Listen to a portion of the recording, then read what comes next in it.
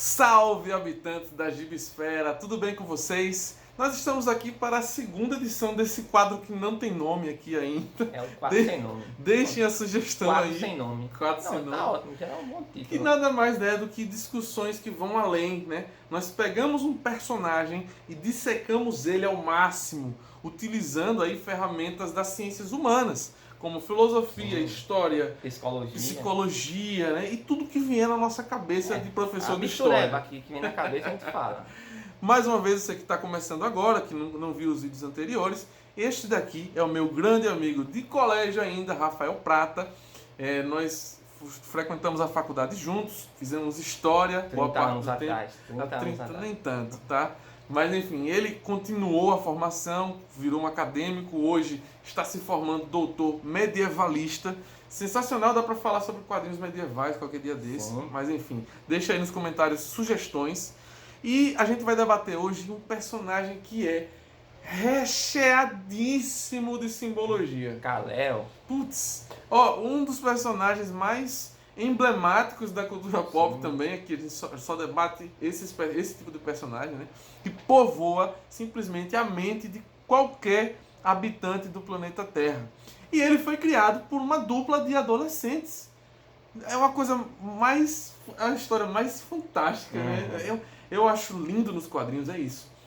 A cultura pop, né? Esses personagens da cultura pop, eles nascem de uma fagulha de criatividade infantil. Tem um ímpeto brusco. Né? Pueril, de criatividade ali de dois adolescentes no início do século XX. Estão ali inspirados pela cultura pulp das revistas de ficção científica, muito inspiradas em Júlio Verne, né?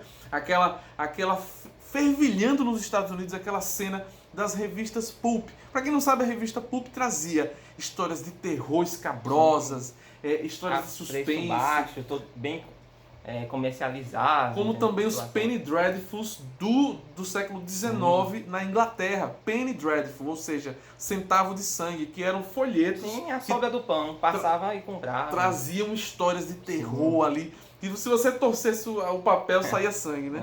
Então você tinha, desde o século XIX, os Penny Dreadfuls, tanto é que deu origem à série, né? O nome, né? É sensacional a série. Uau. Uma das mais... Perfeita, nossa, Evergreen.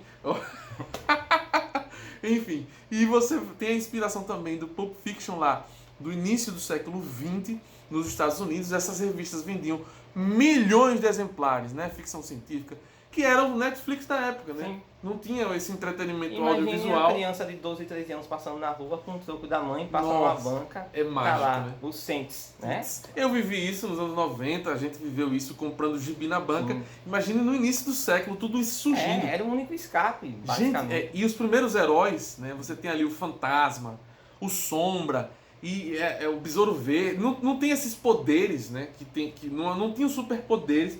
Tinha uma coisa ali, um que sobrenatural, etc. Mas eram heróis pulp ainda, né? Que usavam revólver, Uma que pegada mais noir também. noir, vindo dos romances ali de suspense. Tinha também a questão da rádio, personagem de da rádio, radionovela. Se eu não me engano, o Sombra... O Sombra chegou a ser de rádio. teve. Então, Orson Welles também fez a novela, novelizou na rádio A Guerra dos Mundos, que até assustou as pessoas. Isso é uma história muito interessante. Só gente que se matou. Orson Welles, no caso, é um dos maiores diretores de cinema da história, que dirigiu o Cidadão Kane, filme revolucionário. Mas voltando ao tema, você tem aí dois adolescentes ali no final dos anos 30, 1938, 1939. Importante dizer, judeus. Judeus, Vai exatamente. entrar na questão do filão, do enredo da história. Totalmente. Que eles têm uma ideia maluca de colocar poderes de um deus num homem, né? André, Num homem não, num alienígena. Olha só que louco. Pois é. Um homem que desce à Terra para nos redimir. Então aí é que tá. Eu não sei se é tão maluca ou esse aspecto messiânico vem basicamente de uma formação judaica. Essa própria ideia de alguém que vai redimir, de um super-homem mesmo, totalmente diferente dos humanos, enfim. Cara, aí alguém antes perfeito, basicamente. Antes de a gente aprofundar isso, que, putz, vamos aprofundar, mas a gente vai deixar claro já de início que é o seguinte, gente. Eram dois garotos querendo se divertir, contar histórias e se divertir. Eu cresci fazendo isso, desenhando, enfim. Então eu entendo muito. E esses garotos não necessariamente estavam Claro. imbuídos de intenção É autoral. inconsciente a Nós formação. vamos Sim. criar aqui agora um cara Essa baseado, metáfora. essa metáfora. Sim. Então, veja só, essa análise aqui é uma análise posterior, Sim. né, em que a gente incide elementos acadêmicos dentro de uma coisa que é infantil, né, mas que alcançou o imaginário mundial por ser um mito extremamente poderoso.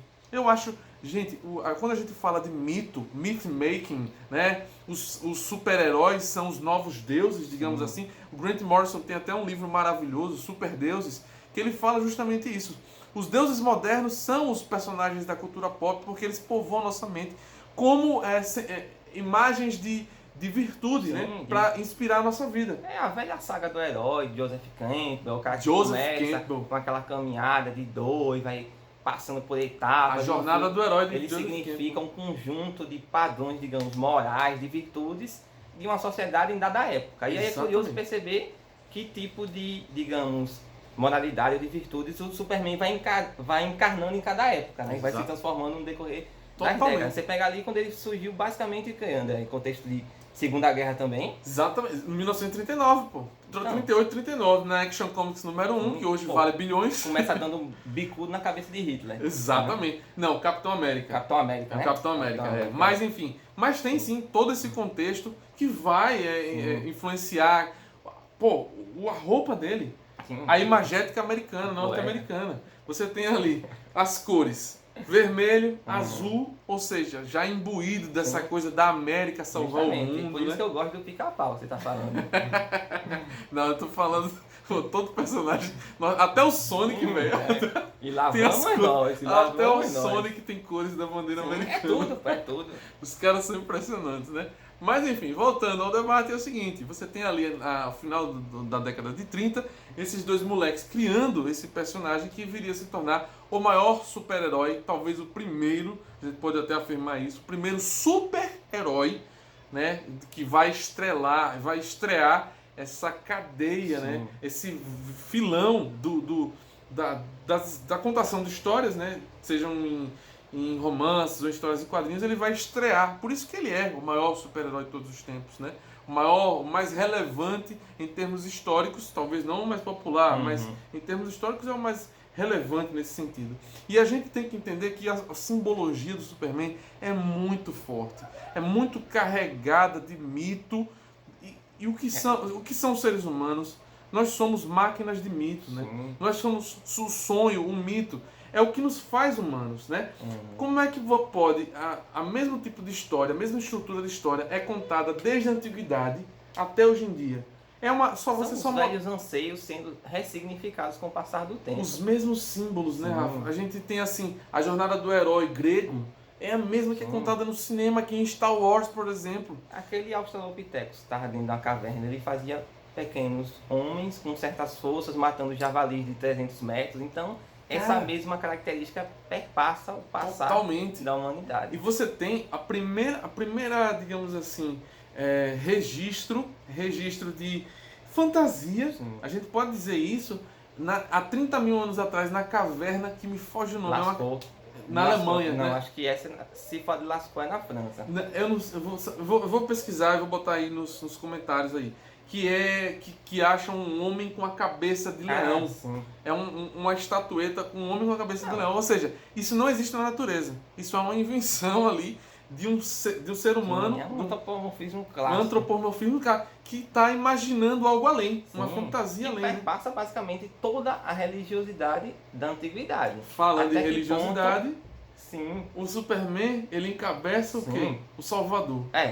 É basicamente como você bem falou, uma metáfora, ainda que inconsciente, porque só reforçando o que o André falou, não é que os dois caras se sentaram e, meu Deus, vamos pegar essa referência aqui e aquela colar. Não, os caras pararam e escreveram, mas inconscientemente eles passaram coisas do cotidiano e da criação, inclusive religiosa deles. E aí entra todo um ideal messiânico na figura do Superman, alguém que não está... Na verdade, alguém que não é da Terra, que vem para redimir a humanidade, né? O próprio Kal-El. Todo-Poderoso. O todo-poderoso Kal-El ali, dependendo da tradução. É enviado pelo Pai. Enviado pelo Pai. É um hebraico, ou seja, tem toda uma associação ali com Jesus. E antes de já aprofundar um pouco nessa questão, eu estava conversando com o André antes do vídeo, o próprio filme de 2013, O Homem de Aço, né? Sim.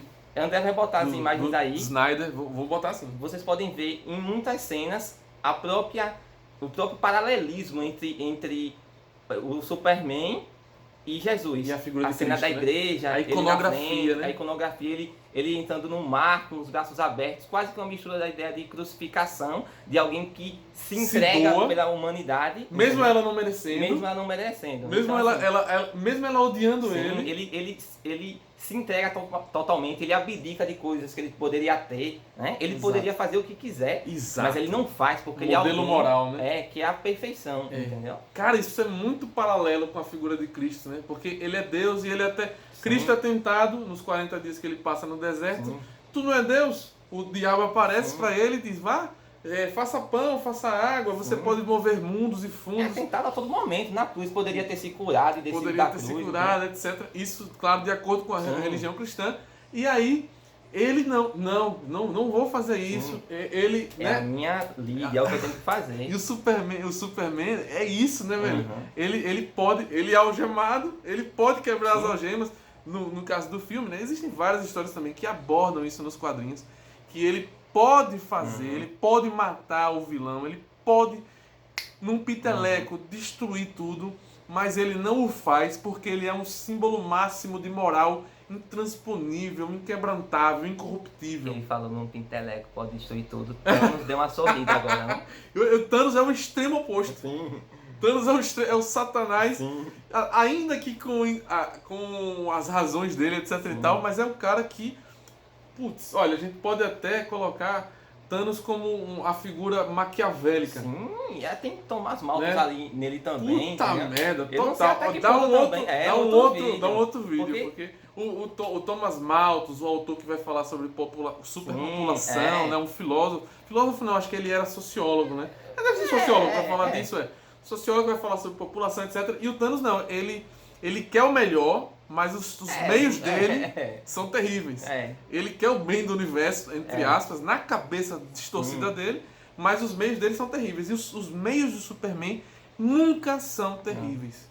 Mesmo o General Zod, ele até foi uma polêmica, né? Porque ele mata o General Zod no filme, isso gerou revolta de muitos fãs e tem um quê de razão, mas enfim, narrativamente ali dentro do filme funcionou, ou não sei, cada um tem sua opinião.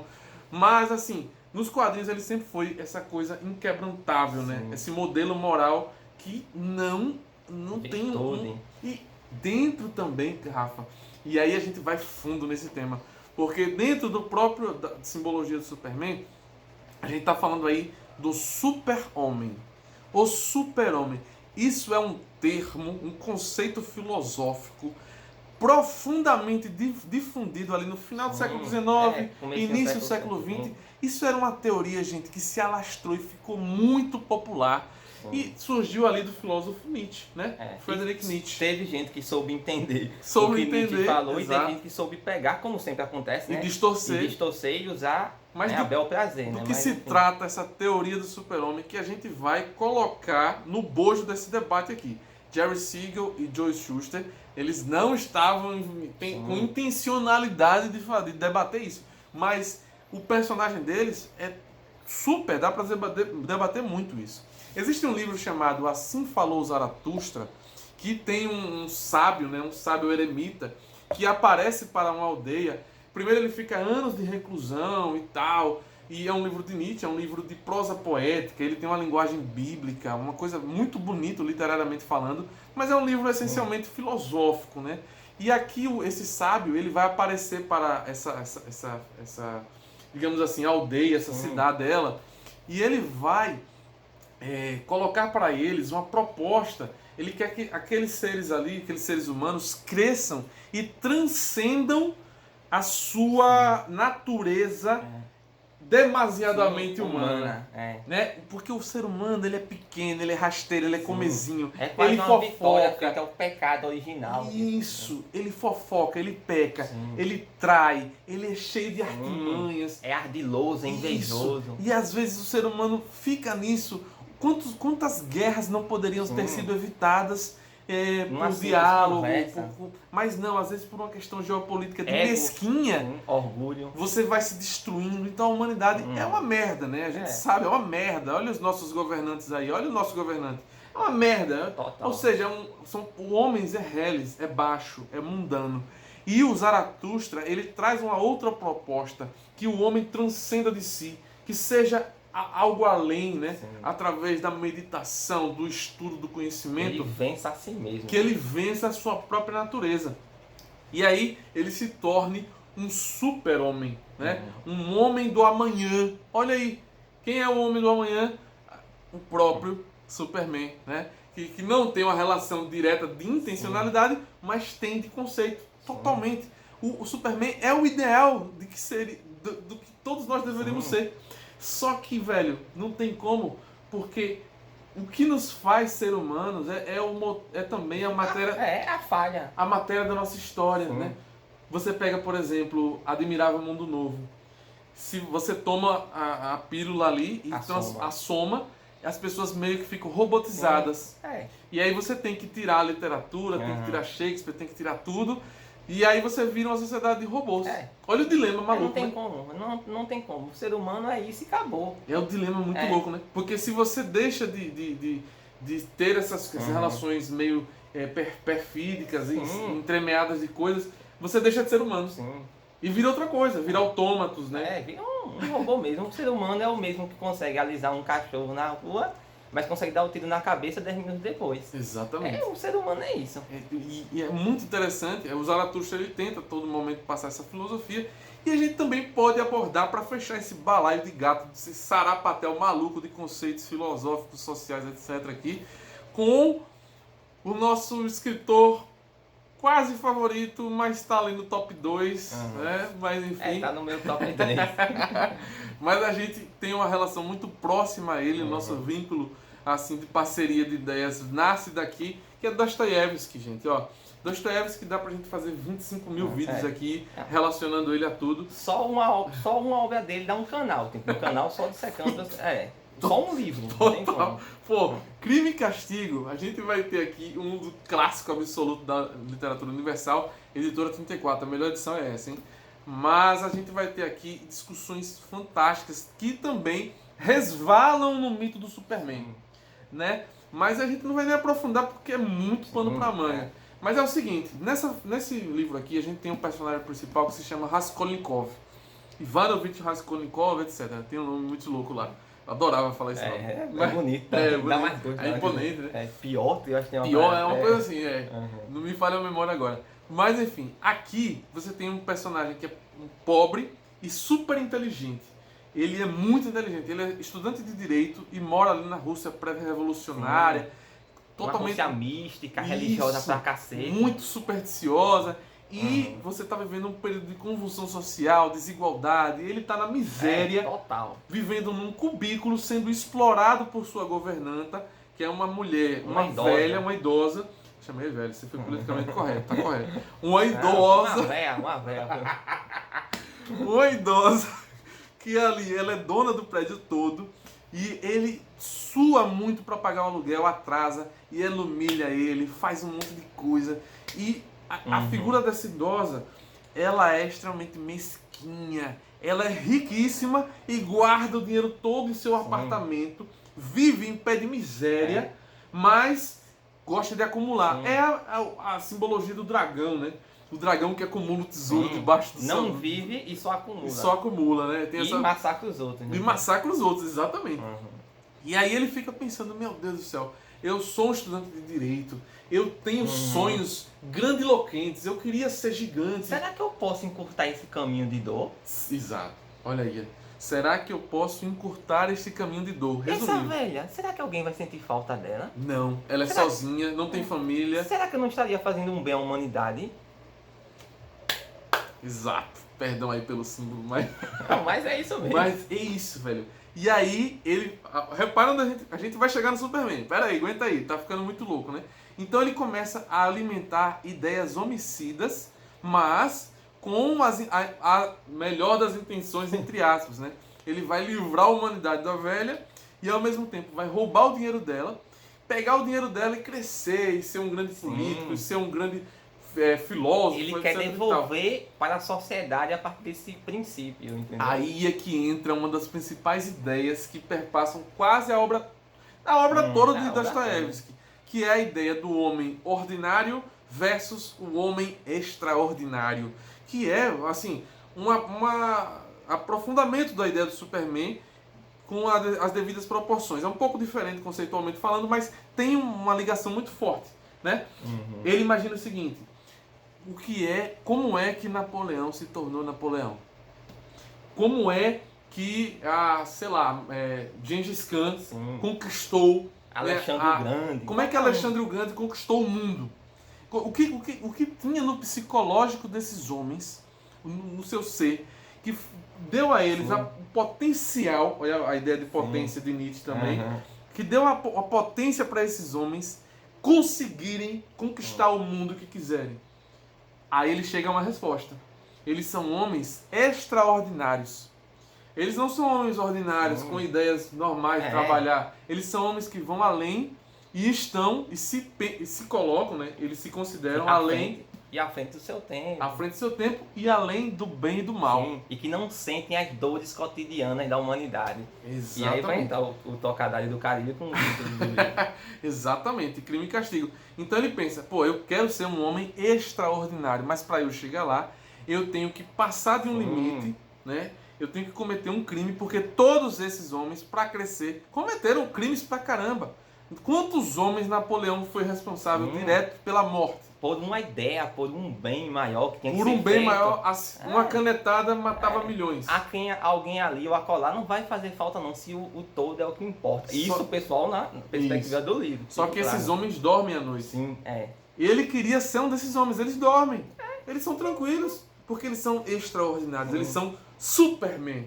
Eles são super-homens. A né, moralidade, na verdade, o dever, o encargo, o porvir desses caras ultrapassa qualquer tipo de moralidade humana. Isso. Nós estamos aqui, E nós os não caras podemos estão ali. fazer mal, e se fizer algum mal, vai sentir mesmo a dor da consciência. Esses caras estão acima, eles podem e não vão sentir. Exato. Porque eles têm essa faculdade, entendeu? E aí ele quer ser esse homem. E aí ele... Não é spoiler, isso é no início do filme, todo mundo sabe. Ele vai lá e mete um machado na cabeça da velha. Pá! Mata a velha e descobre que ele não é um homem extraordinário. Crime e castigo. Então a discussão do livro todo é essa. Ele é um homem escrupuloso, um rapaz sensível, que tem consciência. Em resumo, e vai ser atormentado por isso. 600 páginas dele sofrendo, se Nossa, atormentando. mas é morrendo de maravilhoso. medo. Não, perfeito. É uma via É difícil de ler. psicológica. É difícil de ler, mas assim, é justamente, né? É só essa via crucis dele se arrependendo. Tipo, síndrome de perseguição, tudo que acontece ele acha que está prestes a ser, sei lá, descoberto, enfim, é perfeito. E sempre nesse debate que André está mencionando. Do e homem aí, ordinário. e aí entra muito com essa questão de Dostoiévski, que é curioso, porque Dostoiévski era religioso pra cacete também e tal. Católico, e ele sempre entra nesse debate da humanidade, tipo, livre-arbítrio. livre-arbítrio. E essa questão de, por exemplo, sem querer entrar muito a fundo, mas esse debate que ele faz em Crime e Castigo puxa um pouco em um outro livro, talvez, a gente entra no debate. Qual o mais clássico? Não sei se você tá com ele aí. Irmãos Karamazov. O livro, eu acho que esse aí é um só, né? Não, tem 2 volumes. 2 volumes. É um livro pequenininho, mais de 1000 páginas. É o maior clássico do Dostoiévski, né? Enfim. Que ele vai continuar, de certa maneira, esse tipo de debate também. Sim. A fronteira do homem, o que é que o homem consegue. Aí aqui, no caso, ele vai ter um personagem chamado Ivan que vai discutir, olha, se Deus não existe, tudo é permitido. Qual é a fronteira do homem em relação à religião? Será que a religião prende o homem a não soltar os seus instintos? E também entra um pouco nessa questão do homem criar certas amarras, ou não vou entrar nesse detalhe, né, em relação a se tornar ordinário ou extraordinário. Mas enfim, é um negócio bem fantástico. E tudo isso amarrando com a questão do Superman, né? Tem tudo a ver, porque é justamente você ter poder ilimitado e não utilizá-lo. O que te prende? Por uma questão moral. Sim. E o mito do Superman está extremamente, umbilicalmente, intrinsecamente. Obrigado. O povo do canal aqui disse que eu tenho umas palavras muito doidas. Então eu estou usando todo o meu vocabulário aí. Palavras fáceis, não, porque tem que ver umas idiosincrasias ali. Né? Idiosincrasia. Mas enfim, tá tudo isso ligado ao mito do Superman. A gente pode debater tudo isso. E, velho, putz, sensacional, né? Esse tipo de debate. Eu ia dar um exemplo assim, meio, digamos, para maiores de 18 anos, não sei se eu posso, mas Pode, de uma vai, forma vai. assim, essa questão do Superman ter todo tipo de possibilidade. Ah, entendi o que você quer dizer. E o que é que o prende? Eu sempre lembro de um exemplo, eu não gosto de pegar exemplos maiores, eu gosto de coisas do cotidiano. Não sei a idade de vocês, mas quem assistiu Smallville, na época estamos velhos, André. Ah, E uma das principais temáticas abordadas no seriado que eu achava até bem interessante era o fato de que Clark não costumava, digamos, ceder aos encantos de Lana. sim. Por quê? Porque ele tinha medo da relação sexual. Até que ponto o contato dele na questão da força. E ele se segurava. Então assim. Interessante. Não, O interessante. Superman tem várias amarras em relação à sociedade. Ele exclui possibilidades da vida dele, entendeu? Enfim. Viveu se diminuindo, Sim, né? se Se tolhendo. É. Como Cristo. Pô, o cara se deixou ser julgado. Como Cristo. É como Cristo. Ele se deixou ser julgado. Aquela cena Sim, brutal sim, no sim. filme que explodem lá a parada dele. Ele É sai. isso, velho. Sensacional, velho. Gente, pô, que videão, hein? Que videozão, hein? Sim. Deixa seu like aí, pelo amor de Deus. Um comentário, a gente merece. O vídeo ficou legal. Diz o que você achou. Coloca suas ideias aí. Dê dicas para novos vídeos aqui desse quadro que nós vamos nomear ainda. E, putz, eu tô pensando em debater agora Laranja Mecânica. Aí, negócio. Quem sabe? 1984, Fahrenheit 451. O que é que vocês acham? Vocês querem vídeos assim dessa série? Putz, tô com várias ideias aqui com o Rafa. Se você gostou, deixa seu like, deixa no comentário se você quer mais vídeos assim. E até a próxima! Valeu!